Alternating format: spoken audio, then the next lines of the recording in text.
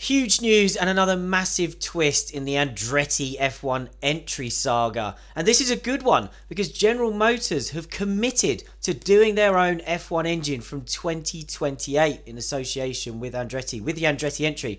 Ben, this is absolutely massive news. Firstly, how big a news is it for Andretti themselves and their proposed F1 entry bid? Well, it's another big step forward for them. Each time they come up with a proposal, it gets batted away. They're told they're not serious. They're told that the GM Cadillac thing, which was a huge story at the start of the year, is just a badging exercise. That's a word Christian or phrase Christian Horner used actually to criticise them. Now you've got that manufacturer saying, absolutely, we're coming into F1, we're going to build an engine to the new rules. That is something that F1 itself has expressly said new manufacturers or new entries need to do to be granted permission to come onto the grid.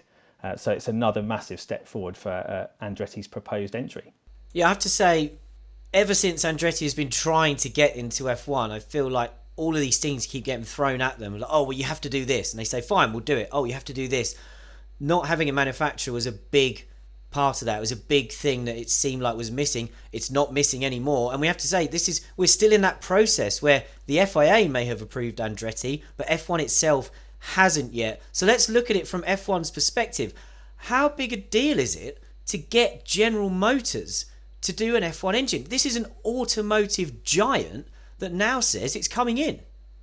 Yeah, it's perfect for F1. You know, it's placed a lot of stock in these new simplified engine rules for 2026. You've managed to get Ford in to tie it with the new Red Bull powertrains division. You've got Honda coming back and partnering with Aston Martin. You've got Audi coming in, buying the Sauber team and building a new engine, plus the existing manufacturers, Ferrari, Mercedes, Renault also committed. So adding GM on top with the Cadillac brand, a massive American manufacturer. F1 obviously very focused on the American market too, with extra races like Vegas coming up. This is huge for F1. There's no doubt, Andretti to one side, that F1 would welcome General Motors with open arms regardless. Well, that's quite an interesting point that we will come back to. But looking at Andretti and General Motors as a package, so Andretti Cadillac as it's being badged, I mentioned there Andretti keep ticking all these boxes that F1 is throwing at them or jumping through the hoops. Does bringing in a massive manufacturer actually make Andretti's bid now impossible for F1 to reject? It certainly makes it more difficult to reject. You know, F1 has said, well, we want new entries or revised entries to encourage new manufacturers to come in. Andretti's got GM and the Cadillac engine that was very vague at the start of the year. They were saying, well, we'll look at it, you know, we'll provide our expertise to Andretti. We hope to do it in the future, but Andretti were talking about having a Renault customer power unit to start with.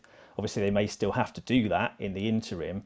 I spoke to Cadillac earlier, to GM, the communications department, and said, well, what's changed between when you first said you were linking up with Andretti and now to make you able to firmly commit to the timeline when before you were saying, oh, we're not really sure? And they said, well, we're absolutely committed to Andretti, and being a works team, F1's rules require 4 years notice of your application. So they're saying effectively we couldn't do an engine sooner than 2028 anyway. So there has to be an interim solution. Andretti are basically doing everything they can to get in on the timeline possible. And I've already felt like it was very difficult for everyone to say no to Andretti.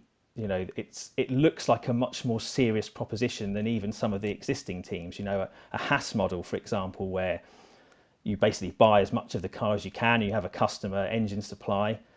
That on paper matched up against what the FIA has now determined, obviously, is a very serious Andretti Cadillac proposal. I mean, it looks like no argument. You'd take the Andretti Cadillac team all day over an entity like Haas if you were starting from scratch.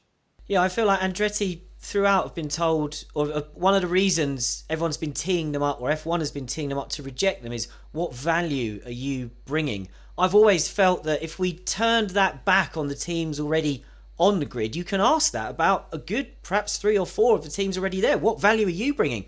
It's very rare that an offer or an attempted entry as credible as Andretti, and now properly associated with a massive manufacturer, comes along like this, it feels like there are fewer and fewer reasons to turn them away. But the big reason, the one that this doesn't actually change, is what I consider the element of greed. And that's that the 10 teams already there have declared themselves to now be part of a franchise model, and they don't see why their kind of revenue cake that they cut into 10 very nice pieces, they don't see the logic in cutting an 11th piece. So is that problem still there? I imagine, my feeling is that F1 will now say the goalposts have moved because we've got General Motors, we have to let them in. But that's not going to change the mind of the other teams, is it? No, absolutely. They're adamant that they don't want an 11th team. They can't see what value would be added. They've started using that argument that even, some of us might go under if you let an 11th team in, because they would take our sponsors. We're having to still go cap in hand to our investors to pump money into our infrastructure, etc. This is an argument Haas have used. It's an argument Williams have used. But to be honest, it just looks like they're running a bit scared from a fight. I don't know how you can have the most competitive pinnacle of motorsport competition and say, no, we don't want to compete with anyone except who we've got now. It's no surprise to me that the weakest commercial teams, or certainly the ones that have been least invested in recently, like Williams and Haas, are the ones making this argument that Andretti shouldn't come in and share their pie. But it's a weak argument. And certainly from a fan's point of view, when you're talking about the most competitive motorsport in the world built on open competition, saying we don't want any other new team to come in, especially one that looks so strong on paper as this, just looks like you're running scared from a fight. Now, as we've mentioned there's still the possibility that F1 finds a way, perhaps with encouragement from the teams, to reject this Andretti entry. I mean, it seems like it would be a PR disaster. As you said, it'd be a terrible look for this championship to say we don't want another potentially strong competitor. But now General Motors have committed to doing an engine in 2028. If Andretti gets rejected, are we going to have a rush of some of those teams, probably in the back half of the grid, suddenly circling General Motors and saying, we'll be your partner and we're already in? We absolutely will. James Vowles at Williams is already on record having said that his team would welcome GM to Formula One with open arms.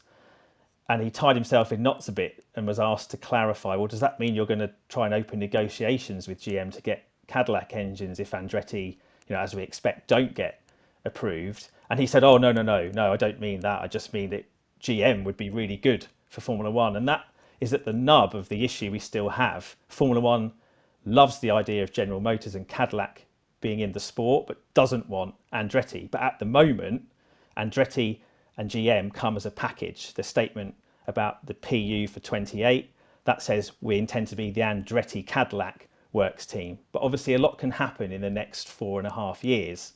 So if GM are still committed to doing the engine for 2028 because they just like F1 and Andretti just peters out, just can't get in, F1 stands by its existing franchises and says, no, we will not let Andretti in, then yes, there's every chance that another team will end up being the works Cadillac team in 2028. But it's a long way away, and there's plenty to play out in the short term in terms of F1 making its commercial decision first. That's going to be key in determining the next steps for the Andretti Cadillac project. And I must say, I get the impression from the wording that you mentioned there in the press release, I think General Motors are saying, we're coming in with Andretti. I think if Andretti get rejected, then General Motors are going to say, actually, you know what? We said we were coming in with them. You're not letting them in. You're not getting us. So I think those teams, those greedy teams, might think, we can nab that engine and then we still get General Motors and we don't have to let Andretti in. I don't think that's an option here. I think if F1 goes down that route, I think that's a huge gamble.